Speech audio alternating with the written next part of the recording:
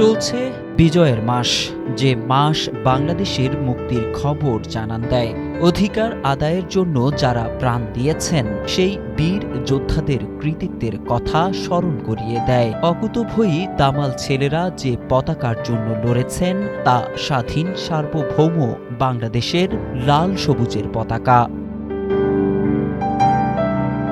স্বাধীনতার প্রতীক এই পতাকা প্রতিটি বাংলাদেশীর হৃদয়কে নাড়া দেয়। যে পতাকার লাল রঙের সঙ্গে মিশে আছে লাখো শহীদের স্মৃতি, সেটি চির গর্বের প্রতীক আমাদের। আর সেই পতাকাই পরম যত্নে বছরের পর বছর ধরে সেলাই করে আসছেন বগুড়ার মসজিদ মার্কেটের রেজা টেইলার্সের আলহাজ মোহাম্মদ আব্দুস সামাদ।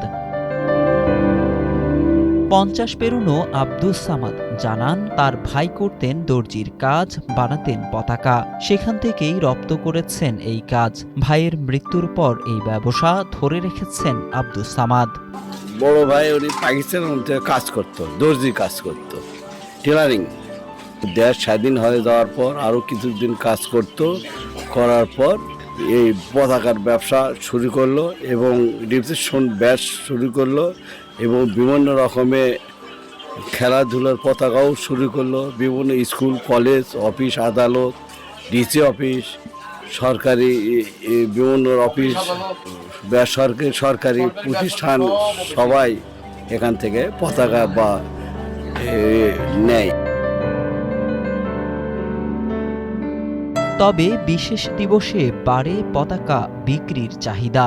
বিজয় দিবসেই হয় সবচেয়ে বেশি বিক্রি। শুধু বগুড়া জেলা নয়, পার্শ্ববর্তী কয়েক জেলা থেকেও এখানকার পতাকা কিনতে আসেন ক্রেতারা। এই পতাকাটাই বগুড়া জেলার মধ্যে আমি একটি দোকানে দেখি। এটা দেখা যায় বগুড়া জেলার পার্শ্ববর্তী জেলাগুলো যেগুলো আছে তারাও এখান থেকে স্কুলের পতাকা, অফিস আদালতের পতাকা এখান থেকেই তারা নিয়ে যায়। আগে তো ওই আপনার পাঞ্জাবি, পায়জামা, শার্ট প্যান্ট বানাতো, তারপর 80 দশক পর থেকে এই ব্যাসের ব্যবসা, ফ্ল্যাগের ব্যবসা এরা করে।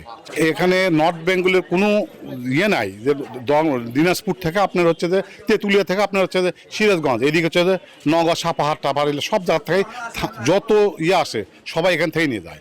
এক্সট্রিম মশার কয়েল প্ল্যান্ট ফাইবার দিয়ে তৈরি, ডেঙ্গু, চিকুনগুনিয়া বাহি সহ যে কোনো মশার বিরুদ্ধে দেয় এক্সট্রিম সুরক্ষা। ক্রেতারা জানান, সাশ্রয়ী মূল্যে পাওয়া যায় পতাকা, ব্যাচ ও অন্যান্য প্রয়োজনীয় সরঞ্জামাদি। তাই তো এখানে আসেন তারা। দুপসিসে ব্যারাগ্রাম থেকে আসছি পতাকা নেওয়ার জন্য, স্কুলের জন্য। দীর্ঘদিন যাবত আমরা এখান থেকে আমাদের স্পোর্টস, বার্ষিক ক্রিয়া, বনভোজন, বিভিন্ন টুপি বলেন, ব্যাচ বলেন, সব এখান থেকে আমরা সংগ্রহ করি এবং এখানকার এনাদের যে ব্যবহারটা এবং এনারা দামের দিক থেকে আমরা অনেকটা সাশ্রয় পাই, দেখে কেনাকাটায় আমরা স্বাচ্ছন্দ্য বোধ করি।